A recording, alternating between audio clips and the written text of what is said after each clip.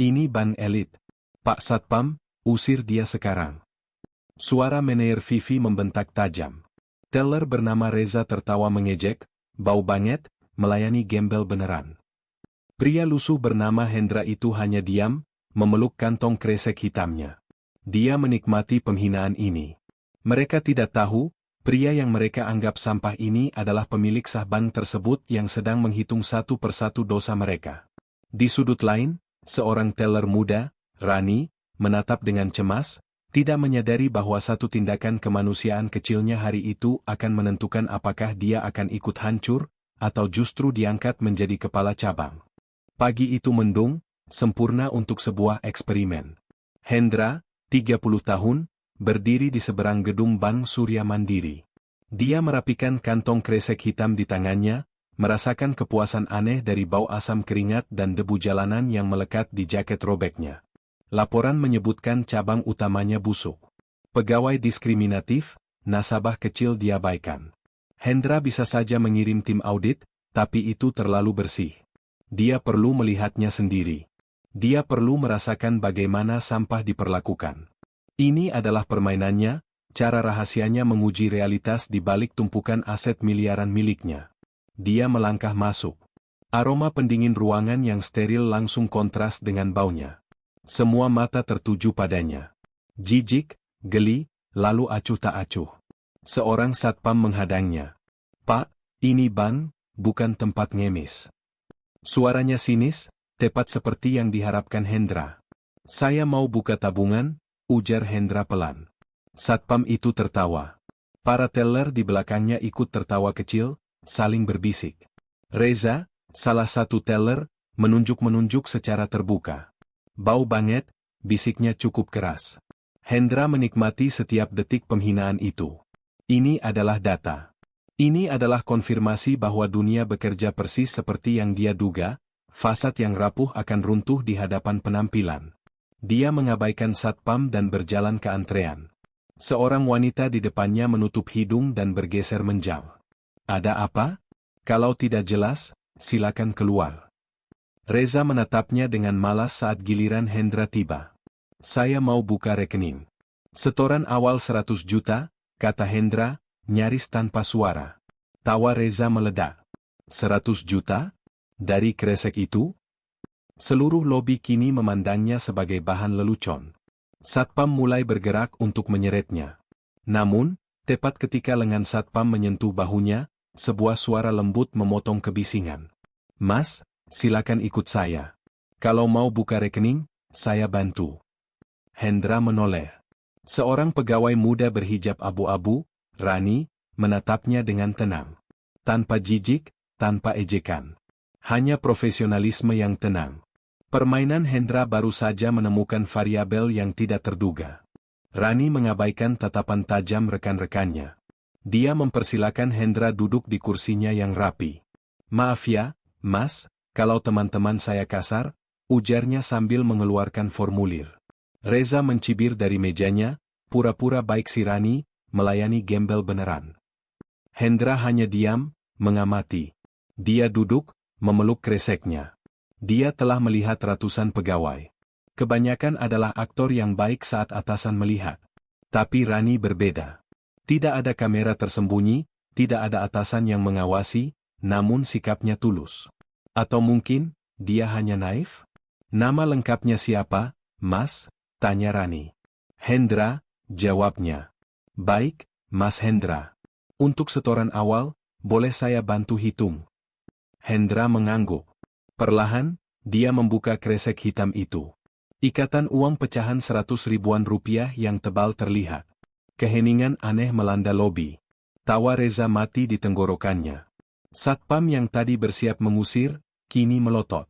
Rani sendiri terdiam sesaat, tangannya sedikit gemetar saat mulai menghitung tumpukan uang di hadapannya.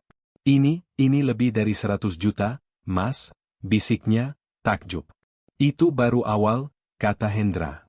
"Saya ingin tahu bagaimana bank ini memperlakukan orang berdasarkan hati, bukan pakaian." Kalimat itu menggantung di udara, berat dan penuh ancaman. Tepat saat itu, manajer cabang, Bu Vivi, keluar dari ruangannya. Wajahnya merah padam melihat pemandangan di meja Rani. Ada apa ini? Rani, kenapa kamu melayani orang seperti ini? Ini bank elit. Pak Satpam, usir dia sekarang. Rani berdiri, berusaha melindungi nasabahnya. Tapi, Bu, beliau nasabah. Uangnya asli, saya sudah. Saya tidak peduli, bentak Vivi. Hendra berdiri perlahan. Dia tidak lagi terlihat seperti korban.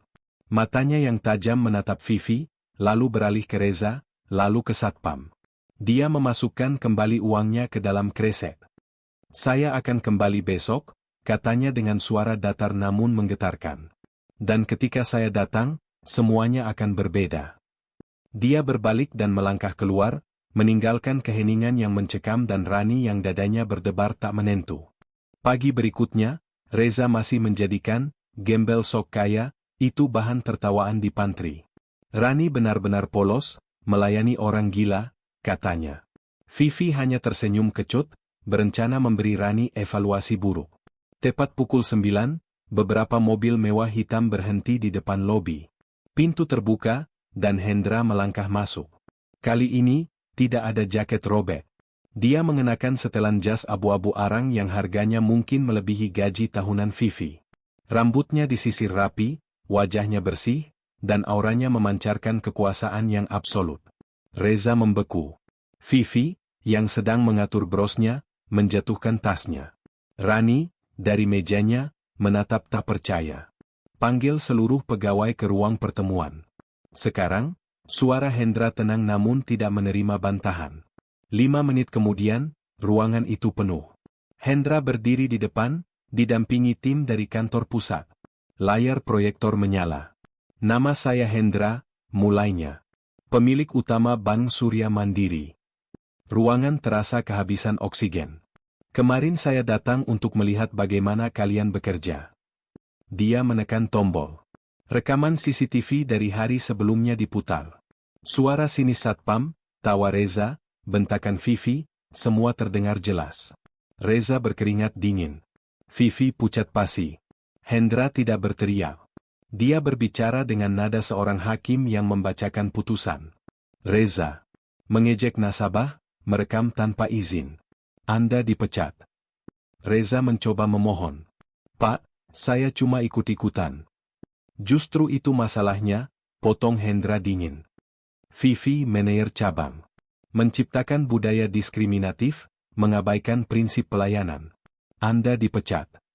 Saya sudah puluhan tahun di sini, protes Vivi. Pengalaman panjang Anda seharusnya membuat Anda bijak, bukan arogan. Anda mencoreng nama baik bank ini.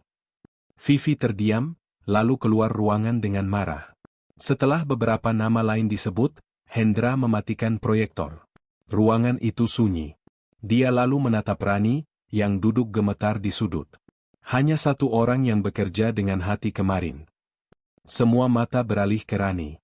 Rani, mulai hari ini, Anda saya tunjuk sebagai kepala cabang yang baru. Transisi itu brutal. Rani, yang seminggu lalu hanya seorang teller, kini memimpin cabang. Pegawai baru mengisi kekosongan, tapi bayang-bayang, penghakiman, Hendra membuat suasana kerja kaku dan penuh ketakutan. Hendra, dengan alasan, mendampingi transisi, kini lebih sering berada di cabang. Dia duduk di ruang rapat, mengawasi, tapi matanya sering tertuju pada Rani. Gosip tak terhindarkan. Kenaikan jabatan yang terlalu cepat. Perhatian khusus dari pemilik. Rani dianggap sebagai trofi, kemenangan Hendra atas kebusukan di cabangnya. Dia adalah bukti hidup bahwa tes brutalnya berhasil. Hendra menikmati kehadiran Rani. Dia berbeda. Setelah bertahun-tahun dikelilingi penjilat, ketulusan Rani terasa adiktif. Terima kasih sudah menyelamatkan reputasi bank ini, katanya suatu sore. Rani hanya tersenyum malu. Saya cuma melakukan yang seharusnya, Mas Hendra. Panggilan, Mas, itu, bukan, Bapak Direktur, semakin membuat Hendra tertarik. Tapi perhatian ini membawa masalah baru. Seorang pegawai baru bernama Citra mulai intens mendekati Hendra. Citra adalah wanita yang pernah menolak Hendra bertahun-tahun lalu saat dia masih merintis dan dianggap tidak punya masa depan. Sekarang, Melihat kesuksesan Hendra, Citra kembali dengan penyesalan yang berubah menjadi ambisi. Citra melihat Rani sebagai penghalang rendahan. Dia tidak bisa menerima kenyataan bahwa Hendra lebih memilih Teller berhijab daripada dirinya. Dengan licik, Citra mulai menyebarkan foto Rani dan Hendra yang kebetulan pulang bersama saat hujan, membingkainya sebagai hubungan terlarang. Puncaknya, dia mengirim email anonim ke Dewan Pengawas Pusat, menuduh Rani menggunakan hubungan tidak profesional untuk mendapatkan jabatannya. Beberapa hari kemudian, surat panggilan audit internal tiba di meja Rani. Tuduhannya, pelanggaran etika berat. Rani merasa dunianya runtuh. Dia tidak tahu bahwa dia baru saja masuk ke babak baru permainan Hendri, kali ini sebagai bidai yang harus dilindungi. Hendra sudah tahu siapa dalang di balik email kaleng itu. Dia bisa melacak alamat IP dalam hitungan menit. Tapi dia tidak langsung bertindak. Dia membiarkan audit berjalan, membiarkan Rani merasakan tekanan. Dia ingin melihat apakah Rani akan patah. Pada hari rapat audit, suasana tegang. Rani duduk dengan kepala tertunduk, siap menerima nasib. Citra hadir di ruangan sebagai saksi yang diajukan oleh auditor, duduk dengan senyum tipis penuh kemenangan. Auditor membeberkan bukti yang dikirim Citra, foto yang diedit, potongan percakapan yang dipelintir. Tepat ketika auditor bertanya pada Rani, "Bagaimana Anda menjelaskan ini?" Hendra masuk ke ruangan. "Saya yang akan jelaskan," kata Hendra tenang. Dia membawa flash disk. Ini adalah rekaman CCTV dari ruang arsip, 2 hari sebelum email itu dikirim.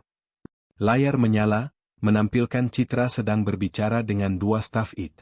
Suaranya jelas terdengar, menawarkan mereka bonus besar untuk mengedit beberapa rekaman CCTV dan data server agar terlihat memberatkan Rani. Wajah Citra berubah pucat pasi. "Citra," kata Hendra, matanya dingin. "Kamu bukan hanya memfitnah. Kamu mencoba memanipulasi perusahaan saya. Detik ini, kamu dipecat. Dan 2 staf itu akan menyusul." Citra berlari keluar ruangan sambil menangis. Rapat audit dibubarkan seketika. Malam itu, Hendra mengundang seluruh pegawai cabang ke acara makan malam pribadi di vilanya yang mewah di atas bukit. Suasana canggung. Di tengah acara, Hendra berdiri di panggung kecil. "Beberapa bulan lalu, saya datang ke bank Anda sebagai gembel," mulainya. Semua terdiam. "Saya mencari kebusukan, dan saya menemukannya. Tapi saya juga menemukan sesuatu yang tidak saya cari, ketulusan." Dia menatap lurus ke arah Rani, yang menahan napas. Hendra berjalan menghampiri Rani, di depan semua orang.